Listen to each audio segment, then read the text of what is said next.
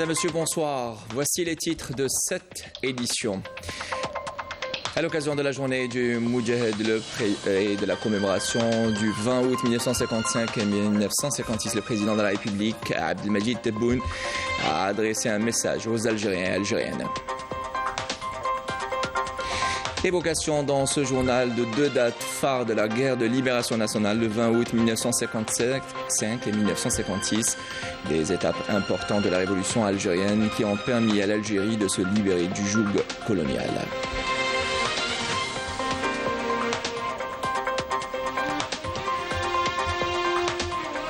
Nous reviendrons dans ce 19h sur le travail de la Direction générale des forêts durant cette période de forêt de forte chaleur, propice aux incendies, avec notre invitée Madame Ilham Kebouya, directrice de la faune et la flore à la Direction générale des forêts.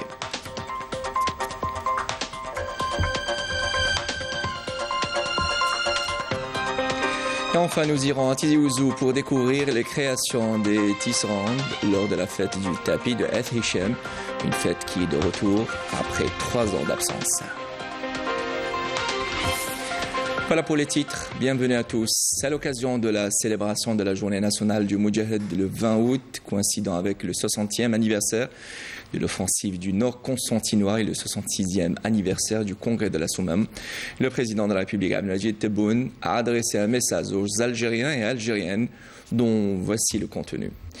Chères concitoyennes, chers concitoyens, la célébration de la journée nationale du Moudjahed intervient cette année concomitamment à la célébration du 60e anniversaire du recouvrement de la souveraineté nationale, à la faveur de la mobilisation des capacités et richesses nationales au service du peuple algérien qui aspire à voir l'Algérie des martyrs, forte de ses institutions et instances constitutionnelles, digne et fière de ses gloires successives à travers les différents pans de son histoire et des sacrifices encore vivaces dans notre mémoire collective, qui nous incombe de préserver aussi. Sommes-nous appelés à veiller, protéger notre mémoire collective des fourberies de ceux qui, depuis des décennies, traînent derrière eux leur haine et leur âpre rancœur pour les réalisations de l'Algérie indépendante et souveraine et ses gloires ineffables. Le double anniversaire de l'offensive du Nord constantinois du Congrès de la Soumam le 20 août 1955 et 1956 sont d'éloquents témoins de la prestance de toute une génération de voyants nationalistes qui ont tracé la voie à suivre pour l'édification de notre Algérie et légué à son peuple les valeurs de liberté et de dignité. Il me plaît alors que nous célébrons la journée nationale du Moudjahed de rendre hommage à l'armée nationale populaire, digne héritière de l'armée de libération nationale, qui a partagé avec le peuple algérien le 5 juillet dernier un moment de fierté et de dignité à travers des scènes sublimes reflétant on ne peut mieux la fidélité et serment faits aux Chouhada et au mémorable message de novembre. Chères concitoyennes, chers concitoyens, vous n'êtes pas sans savoir que les efforts à consentir ensemble pour permettre à l'Algérie de reprendre la place qui est sienne sont aussi importants que les pas déjà franchis pour rattraper le temps perdu et récupérer les ressources dilapidées par les corrompus, aux fins de permettre au pays, comme nous nous étions engagés devant le peuple, d'amorcer une nouvelle dynamique de développement, une dynamique libératrice d'initiative et d'énergie où régneront justice et équité. Cette heureuse occasion m'offre l'opportunité de réaffirmer que dans l'Algérie que nous bâtissons ensemble, il n'est point de place aux pratiques qui ont entamé la confiance du peuple envers les institutions de l'État. La loi sera suprême et châtiera quiconque oserait toucher à l'argent du peuple ou à tenter aux garde-fous réagissant l'appartenance à ces institutions. Dans le temps, les portes resteront grandes ouvertes devant toute ambition ou aspiration au gain, pour peu que cela se fasse dans un climat propre et transparent et dans le cadre des incitations et encouragements offerts par l'État pour créer de la richesse et des emplois. Chères concitoyennes, chers concitoyens, c'est parce que toutes nos journées historiques sont source de fierté, à l'instar de l'offensive du Nord constantinois menée par le martyr héros Zerodi Youssef et ses braves compagnons un 20 août 1955, ou encore du congrès de la Soumam à Ifri-Ouzlagen, aux abords de la vallée de la Soumam, un 20 août 1956, que notre loyauté envers nos vaillants Chouhada et notre fidélité au serment que nous leur avions fait nous interpelle à l'effet de poursuivre notre marche sur la voie qui nous ont tracée pour édifier l'Algérie d'aujourd'hui, une Algérie capable de faire face aux défis qui se posent dans son environnement proche, mais aussi l'Algérie de demain qui saura s'adapter aux mutations internationales. Enfin, il me plaît de rendre hommage à mes sœurs et frères moudjahidines auxquels je souhaite santé et longue vie. Je me recueille à leur côté à la mémoire de nos vaillants chouhada et à celle des moudjahidines qui nous ont quittés. Vive l'Algérie, gloire à nos martyrs, conclut le président de la République, Abdelmadjid Tebboune. Le 20 août 1955, où l'offensive du Nord constantinois, et le 20 août 1956, date de la tenue du congrès de la Soumam à Ifri-Ouzlagan, à Béjaïa. Deux étapes importantes de la révolution algérienne qui ont permis à l'Algérie et aux Algériens et Algériennes de se libérer du joug du colonialisme, nous dit Badia Marnier. 67e anniversaire de l'offensive du Nord constantinois 20 août 55 et 66e anniversaire du congrès de la Soumam 20 août 56, deux dates symboles de la glorieuse révolution de novembre 54, deux étapes importantes qui ont permis à l'Algérie de se libérer du joug du colonialisme, mais aussi l'internationalisation de la cause algérienne. Elles ont été également une étape charnière dans la structuration et l'organisation de l'action militaire et politique. L'offensive du Nord constantinois menée en 1955 par l'armée de libération nationale sous le commandement du héros Zéroud Youssef a permis de faire retentir la voix du peuple algérien qui refusait de se soumettre aux colonisateurs français et a eu pour résultat l'inscription de la question algérienne à l'ordre du jour de l'Assemblée générale de l'ONU tenue en septembre 1955 comme étant une question de décolonisation. L'objectif de cette offensive était de desserrer l'étau sur plusieurs régions, notamment les Aurès, assiégées par l'armée coloniale depuis le déclenchement de la guerre de libération nationale. L'offensive du Nord constantinois a marqué un tournant dans la lutte armée, en consacrant le caractère populaire de la révolution et en contribuant au ralliement à la révolution des classes moyennes et des dirigeants politiques, toutes tendances confondues. En effet, à partir du 20 août 1955, la guerre de libération nationale a connu une étape majeure qui se confirmera lors du congrès de la Soumam à Ifri-Ouzlagan dans la région d'Irzaram Qurana Béjaïa.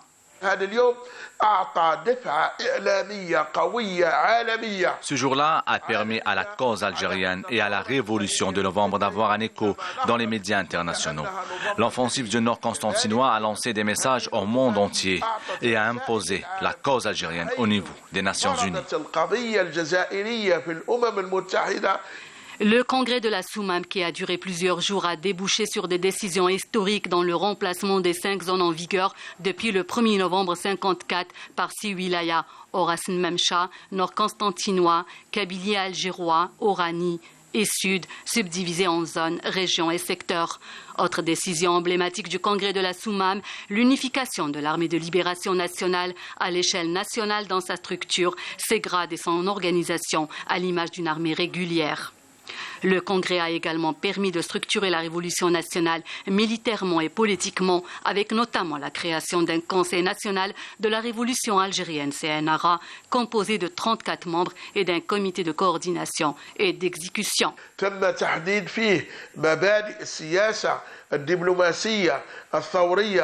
Dans la charte de la Soumam ont été tracées les frontières de l'État algérien, les principes de sa politique et de sa diplomatie et les principes de la révolution algérienne, de même que les relations entre les structures populaires et les principes de l'unité nationale. Le 20 août est aussi la journée du Moudjahid.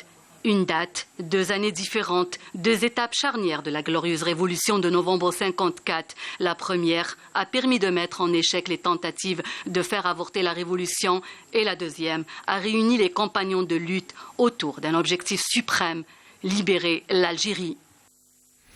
Et suite aux incendies qui ont embrasé l'est du pays provoquant le décès de 37 personnes et plus de 200 blessés, les efforts se poursuivent pour la prise en charge des sinistrés avec la participation de la société civile. C'est dans ce cadre que la caravane de solidarité du Croissant Rouge algérien est arrivée aujourd'hui à Tarf, constituée de 60 tonnes de produits alimentaires et d'équipements médicaux. Des ambulances, des véhicules font partie de cette caravane humanitaire ainsi que des ambulanciers bénévoles. Par ailleurs, la société civile se mobilise à travers les 4 coins du pays. En plus du Croissant Rouge algérien, des scouts musulmans, des dizaines d'associations ont lancé des caravanes de solidarité qui ont démarré ce matin vers les wilayas touchés par les incendies avec à leur bord plusieurs tonnes de denrées alimentaires et différents produits de première nécessité. Aux côtés des éléments de la protection civile de l'armée nationale populaire, les éléments des services de forêt n'ont ménagé aucun effort. Ils étaient parmi les premiers éléments au front face aux flammes. Yemina Saïdji. Les agents de la conservation des forêts sont sur le pied de guerre, notamment durant cette période de forte chaleur, et ce depuis le mois de mai déjà, avec l'installation de la Commission nationale de protection des forêts un mois à l'avance. Même si beaucoup a été mis en œuvre pour éviter le scénario de l'année dernière, les derniers incendies n'ont pas été sans conséquences. Le dernier bilan fait état de 37 morts, de dizaines de blessés et de plusieurs hectares de richesses forestières détruites. Même si les feux ont été totalement éteints, les éléments de la direction des forêts et tous les acteurs impliqués dans la lutte anti-incendie restent en état d'alerte. Le risque n'est pas encore écarté. Des cellules de vigilance ont d'ailleurs été mises en place. Jusque-là, les premiers chiffres avancés annoncent plus de 18 000 hectares de broussailles et quelques 800 hectares de couverts forestiers ravagés dans les wilayas de Taraf, Sétif, Sougharas, Djidjel, Skikda et Tipaza. Un bilan qui a fortement baissé comparé à la même période de l'année dernière. Ce que les services de la conservation des forêts expliquent par l'efficacité de la campagne de sensibilisation entamée en avril en collaboration avec les différents services, sans oublier les patrouilles nocturnes chaque week-end de 17h à 6h du matin dans le cadre du dispositif opérationnel mis en place. Pour réduire les risques des incendies des forêts et minimiser les dégâts, la DGF avait mis en place une stratégie de lutte anti-incendie basée essentiellement sur l'alerte précoce, l'intervention rapide et la synergie entre les intervenants avec l'implication des citoyens et des associations dans la protection des richesses forestières à travers de larges campagnes de sensibilisation. L'ouverture et la préparation des chemins forestiers, le nettoyage des bords des routes, la mise en place de 402 tours d'observation, 240 véhicules d'intervention et 3261 points d'eau pour faciliter l'opération d'extinction en cas d'incendie. Et la mise en service d'un numéro vert, le 1070, pour signaler tout départ de feu. Autant dire que la DGF a déployé tous ses moyens pour la préservation des vies humaines et de la richesse faunistique et floristique du pays. Et pour ample information, je reçois sur le plateau de ce 19h Madame Ilham Kebouya, directrice de la protection de la faune et de la flore à la direction générale des forêts. Madame Kebouya, bonsoir et merci d'avoir accepté notre invitation. Bonsoir. Alors, plusieurs dizaines de foyers de feu se sont déclenchés dans plusieurs wilayas du nord-est du pays. Qu'est-ce qui s'est passé réellement sur le terrain, Madame Kebouya ? Permettez-moi juste, avant de commencer, de présenter mes condoléances aux familles des victimes. Il y en a eu beaucoup. Et à la famille d'une collègue à nous décédée, donc du parc national d'Al-Qala, une jeune maman de 2 enfants qui a laissé un bébé de 9 mois. Ça, c'est des choses qui ne sont vraiment pas reluisantes. Alors, qu'est-ce qui s'est passé la journée du 17 août ? La journée du 17 août a été marquée par de fortes chaleurs et des vents violents sur certaines wilayas de l'extrême est du pays, notamment Tarf, Soukharas, Guelma, Skikda, Sétif. Et ces vents violents ont engendré donc des incendies de forêt. Beaucoup de foyers ont été enregistrés ce jour-là. Juste à titre d'exemple, la wilaya de Taraf, du 1er juin au 16 août, nous avons enregistré 20 foyers d'incendie. Pour la journée du 17 août, nous avons enregistré 30 foyers d'incendie. Alors, qu'est-ce qui s'est passé ? Ces fortes températures et ces forts violents, en plus, c'était des vents tournants qui ont fait que l'intervention était très difficile, était complexe. Ces conditions météorologiques très défavorables ont engendré ce qu'on appelle un méga-feu. Les méga-feux sont, que nous voyons d'ailleurs de par la planète. Il n'y a pas que l'Algérie qui a subi les méga-feux. Vous le voyez dans le bassin méditerranéen. Très difficile à maîtriser. Pourquoi ? Un méga-feu est difficile à maîtriser par sa superficie et par sa vitesse de propagation. Alors quand vous savez qu'à Taraf ce jour-là, il y avait des vents qui ont dépassé les 90 km/h, imaginez la vitesse de propagation du feu. Qu'est-ce qui aurait pu arrêter un tel feu ? Ni les moyens terrestres, ni aériens. D'accord. Justement, on l'évoquait il y a un moment, les éléments des services des forêts étaient au front, aux côtés des éléments de la protection civile, mais également de l'armée nationale populaire. Quelle est la mission principale, le rôle principal de ces éléments-là avant, pendant et après un incendie, Madame Kabouya? Le forestier est le gestionnaire de ce territoire, il est en forêt toute l'année. Avant la campagne des incendies, il y a toutes les actions de prévention qui sont faites pour préparer la campagne, donc tout ce qui est débroussaillement, aménagement de points d'eau, de postes de vigie, l'entretien des tranchées par feu, des pistes forestières, etc. Pendant l'incendie, donc le service des forêts, d'abord assure la surveillance, bien évidemment, et l'alerte, et la première intervention, puisque c'est le forestier qui est sur terrain en premier lieu. Si l'incendie n'est pas vraiment important et qu'on arrive à circonscrire, ok, sinon il est fait appel à la protection civile. Par la suite, après l'intervention, le service des forêts reste et on installe ce qu'on appelle les piquets d'incendie. C'est-à-dire qu'il y a la surveillance après incendie parce que souvent, il suffit qu'il y ait un peu de vent, qu'il y ait reprise. Donc c'est pour vraiment voir qu'il n'y a vraiment pas de reprise et être sûr qu'il n'y aura pas encore d'être incendie. Et puis bien évidemment, après la campagne, il y a tout ce qui est restauration de cet écosystème et de donc toutes ces forêts. C'est vrai que en ce qui concerne les plantations, elles ne se font pas l'année même, ni l'année d'après. Nous attendons de voir un petit peu comment la nature va réagir, parce que pour peu qu'il y ait une bonne pluviométrie, et vous savez, la nature reprend. Maintenant, si ce n'est pas le cas, nous prévoyons des plantations et des reboisements. Justement, et vous m'avez tendu la perche pour parler aussi de cette opération qui se fait dans différentes wilayas du pays touchées par ces incendies. Alors, selon certaines données, Madame Kabouya, les facteurs naturels, notamment les changements climatiques, jouent un rôle favorable pour le déclenchement répétitif d'incendies. Tout à fait. Nous subissons vraiment les conséquences du réchauffement climatique. Et ces méga-feux sont la conséquence du réchauffement climatique.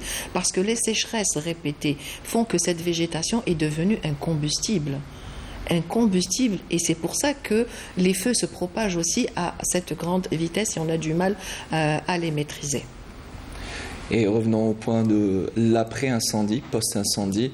Est-ce que la Direction générale des forêts pense déjà à cette opération-là ?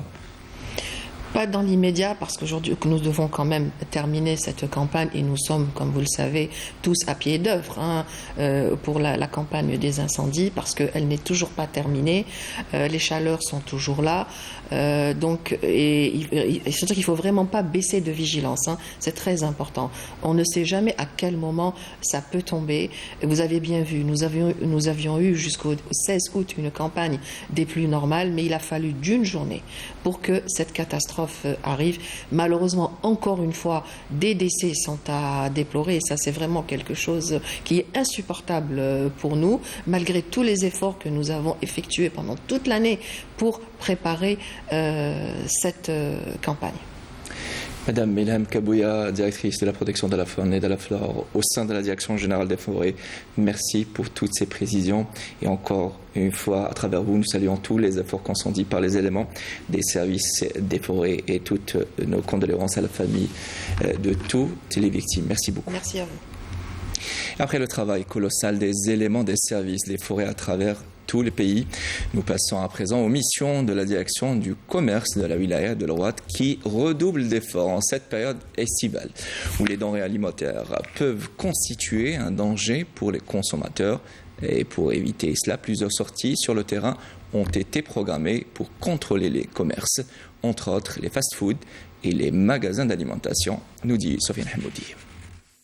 Ils sont à pied d'œuvre pour contrôler les commerces, notamment les fast-foods et les magasins d'alimentation générale. La direction du commerce de la wilaya de l'Ouad a programmé plusieurs sorties sur le terrain avec pour objectif principal la protection du consommateur.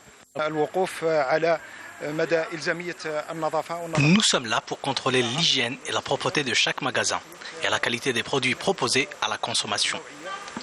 Le service de contrôle se concentre sur le respect de la chaîne de froid spécifique pour toutes sortes de viandes et de produits laitiers grâce à un appareil de mesure. Chaque consommateur doit contrôler son produit en vérifiant la date de péremption et de sa fabrication. Les viandes blanches et les produits laitiers sont périssables. C'est pour cela que les consommateurs doivent faire très attention. Au cours des 6 premiers mois de 2022, notre direction a réalisé 2860 interventions qui ont permis la constatation de 1621 violations de la réglementation, avec l'affectation d'un grand nombre d'agents et en mobilisant des moyens financiers. Tout cela entre dans le cadre de la protection du consommateur des risques d'intoxication. La direction du commerce de la wilaya de l'Orwat mène régulièrement des campagnes de sensibilisation contre les intoxications alimentaires, souvent causées par un manque de respect des normes d'hygiène et de la chaîne du froid. Et dans l'actualité internationale, un Palestinien de 58 ans a été tué ce matin par balle, un autre a été blessé et 5 ont été arrêtés par les forces d'occupation sionistes dans la ville de Tobas et la ville de Tamoun dans le nord de la Cisjordanie occupée. Pour rappel, un Palestinien a perdu la vie hier suite à une blessure par balle et 31 autres ont été blessés lors d'attaques perpétrées par les forces sionistes, lesquelles procèdent depuis quelques jours à des campagnes d'arrestation arbitraires intensives, ne laissant aucun répit à la population. Elles ont également fermé les bureaux de 7 ONG palestiniennes œuvrant notamment pour la défense des droits humains et des prisonniers en Cisjordanie occupée. Depuis le début de l'année, plus de 130 Palestiniens sont tombés en martyrs, dont 82 en Cisjordanie occupée et 50 dans la bande de Gaza, selon les chiffres du ministère palestinien de la Santé. Et au Maroc, rebondissement dans l'affaire des drames migratoires de Melilla datant du 24 juin dernier. Selon l'Association marocaine des droits de l'homme, un tribunal de Nador a condamné 13 migrants africains à une peine de 2 ans et demi de prison assortie d'une amende de 10 000 dirhams. L'association décrit les peines comme très sévères contre des demandeurs d'asile et souligne que les dispositions confirme une fois de plus comment au Maroc l'appareil judiciaire est mobilisé contre de simples migrants au service des politiques d'immigration. Pour rappel, des séquences vidéo prises par l'Association marocaine des droits humains montrent un agent de sécurité marocain frappant au sol des hommes visiblement blessés et un autre agent jetant un corps inerte sur plusieurs personnes. De nombreux pays et organisations internationales ont exigé l'ouverture d'une enquête internationale indépendante afin de faire la lumière sur ce qui s'est réellement passé et sanctionner les autres. Et toujours au Maroc, la situation se complique et le pouvoir d'achat des citoyens est à la baisse et le régime du Merzen continue d'ignorer toutes les revendications du peuple afin de leur permettre de vivre dignement. Et les détails dans ce sujet, signé Mme Damis. Désormais, les Marocains ne savent plus à quel saint se vouer. La réalité de la pauvreté frappe tous les citoyens. La hausse des prix des produits alimentaires et du carburant s'est répercutée sur le pouvoir d'achat des ménages. Aujourd'hui, nombreux sont les Marocains qui ne peuvent plus subvenir à leurs besoins. Malgré les nombreuses protestations organisées, le régime du Merzen continue d'ignorer toutes les revendications du peuple et rejette toutes les solutions qui pourraient améliorer les conditions de vie des habitants. عارف اللي كاين دابا ليسانس غالي فهمتيني والخضره ما كايناش غاليه حتى هي كتجي بنادم اللي كيتقداو على 6 سنيدقات ديال الخضره ولا 7 سنيدقات كتبغي دوزو ما تعطيكش الثمن تعطيك 20 درهم دومي ولا كذا وانت كتاخذ ليسانس فهمتيني راه هو قلت لي طرف دومي ما كدي والو كتولي بحاشمه مع الكليال فهمتيني والخضره تيخليوها علينا فهمتيني وقال لك البطاطا دايره 6 دراهم ما طيشه شحال ياكل فيها بنادم والو ما كيبغي بنادم كتولي مطايف معاه في الترونسبور ديالو في الخاوي ديالو في كل شيء تلقى ما يهزوش انت كتشوف المارشي خاوي بغيناهم ينقصوا لنا شويه من ليسانس فهمتي ويتهلاو في هذا الشعب هذا ينقصوا ليه شويه من ليسانس راه غاليه والخضره هي غاليه والمارشي خاوي. Le peuple marocain veut à tout prix renverser la tyrannie. La situation se complique de jour en jour et les Marocains ne semblent pas prêts de baisser les bras. Ils continueront à investir la rue et poursuivront leur combat jusqu'au bout.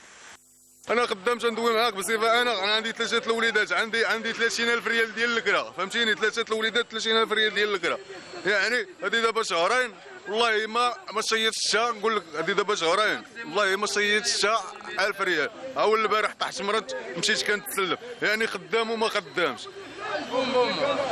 وهذا الشيء اللي داير هي الاسعار ما تسنى داك الليترو ديال الليسانس كيدير 10 دراهم ولا 20 درهم يعني داك الشيء اللي كنصوروه تنخدموه على البومبا. La situation socio-économique ne cesse de se détériorer.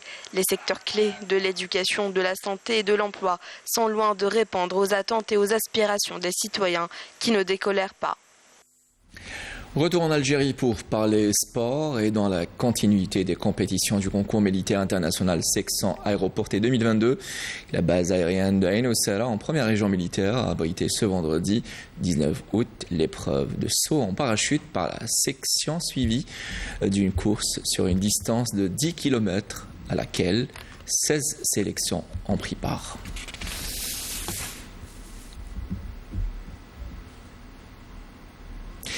Et on reste avec le sport. La wilaya de Mostaganem se prépare à accueillir les matchs de la Coupe arabe des moins de 17 ans, prévu du 23 août au 8 septembre à Sig et au complexe sportif de Faraj. Reportage de Mohamed Amin Mardouri, commentaire de Mejda Jahmoun.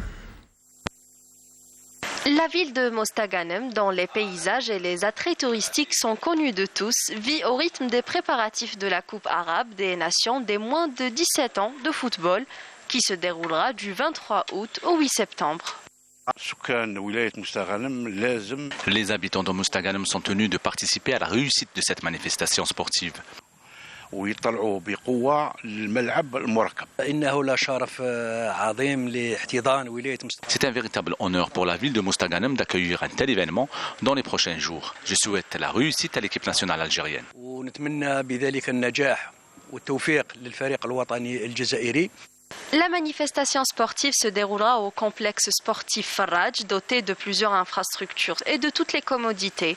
Il est prêt à accueillir les athlètes dans de bonnes conditions. الأمور جارية في وتيرة عالية. Nous continuons la préparation pour accueillir cet événement. Le stade de Mohamed Ben Saïd du complexe sportif Faraj est composé de plusieurs infrastructures comme la salle multisport, la piscine, la salle d'aérobic ainsi que l'auberge. La Coupe arabe des moins de 17 ans, qui verra la participation de 16 pays arabes, est la première manifestation sportive internationale qu'accueille le complexe sportif Faraj dans la wilaya de Mostaganem. Et sachez que la sélection algérienne de football des moins de 17 ans a conclu son dernier stage de préparation en vue de la Coupe arabe 2022 de la catégorie par un match amical international et un large succès face aux Comores avec 7 buts à 1 au stade de Ruiba. La sélection nationale pliera ses bagages demain pour rejoindre la ville d'Oran où elle plongera dans l'ambiance de la compétition. La sélection algérienne évoluera dans le groupe A en compagnie du Soudan, des Émirats arabes unis, de la Palestine et elle fera son entrée en liste le mardi 23 août face à la Palestine au stade Abdelkrim Kerroum de Sig dans la wilaya de Mascara. Et nous allons maintenant prendre de la hauteur avec Naïm Al-Walish qui nous emmène dans ce journal au village de Ait Hichem dans la wilaya de Tizi Ouzou où la fameuse fête du tapis est de retour. Après 3 ans d'absence, une fête à laquelle les femmes du village portent beaucoup d'importance et malgré la beauté du produit qui reflète la richesse culturelle de la région à travers des formes et des couleurs, ce métier en or est malheureusement appelé à disparaître en raison d'abord du manque de matières premières et de main-d'œuvre qui assure la relève. Reportage. Le soleil illumine Ait Hichem, village qui culmine à 1200 mètres d'altitude et qui célèbre du 16 au 20 août la fête du tapis. Un jour de plus dans l'histoire antique de ce tapis qui a regroupé une centaine de tisseuses fières d'appartenir à une lignée de tisserandes chevronnées à l'exemple de Nadjezia, 87 ans, doyenne des artisanes.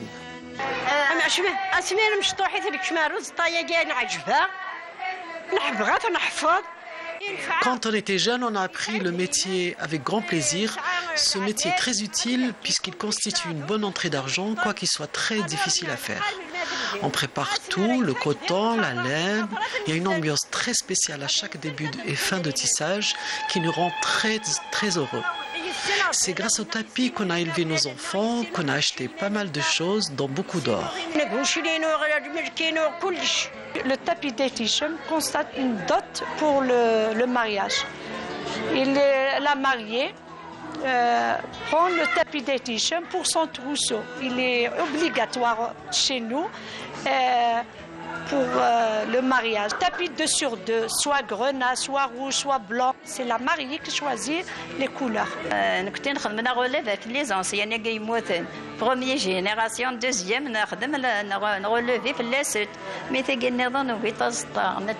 c'est dur. Le tapis se décline sur toutes ses formes et dans toutes les couleurs, avec bien sûr les mêmes motifs qui se répètent inlassablement comme des symboles très ancrés dans la vie sociale de la Kabylie.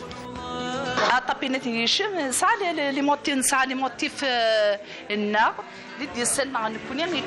la technique ماشي لي كولور يكتشور نخدم لي كولور عم الفضه le vert le jaune le bleu le fond ça toujours le blanc cassé le rouge et le noir le bordeaux نخدم les motifs la poitrine كيف نكون la poitrine le bijou le tapis ça les mêmes couleurs les mêmes significations les mêmes couleurs presque.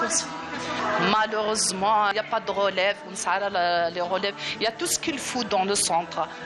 Je suis formatrice, mais j'arrive pas à avoir des stagiaires. Attendue avec impatience, la fête du tapis est aussi un grand moment d'échange et de négoce entre plusieurs personnes. C'est comme un réseau social où des liens se tissent avec constance. Nous sommes venus d'Alger pour visiter le tapis d'Ef Hichem que j'aime beaucoup parce qu'il appartient à nos aïeux. Cette femme qui tisse là-bas d'ailleurs me fait rappeler ma grand-mère et ma mère. Et j'espère que cette génération va s'intéresser au tapis qui constitue un patrimoine conservé absolument. C'est très important pour moi d'organiser cette fête parce que c'est une fête qui m'appartient. C'est la fête qui appartient à tout le village d'Ef Hichem. C'est notre patrimoine. Cette fête appartient à tous les Algériens. Qu'ils viennent nombreux visiter cette fête du tapis. Ils vont découvrir qu'est-ce que c'est que le tapis d'Ef Hichem. Signe des temps, les tisseuses se réduisent comme une peau de chagrin, tandis qu'elles n'utilisent guère plus que du synthétique par manque de matières premières, 2 éléments qui font craindre la disparition du métier, naguère très ancré dans la région. Et avec les doigts de fée de Ef Hichem que nous arrivons à la fin de ce journal. Madame, Monsieur, merci de nous avoir prêté attention. Je vous souhaite bonne suite des programmes sur Canal Algérie. Prochain rendez-vous de la rédaction des informations, ça sera à 1h du matin avec le journal anglophone. J'aurai le plaisir de vous retrouver demain à partir de midi. Au revoir.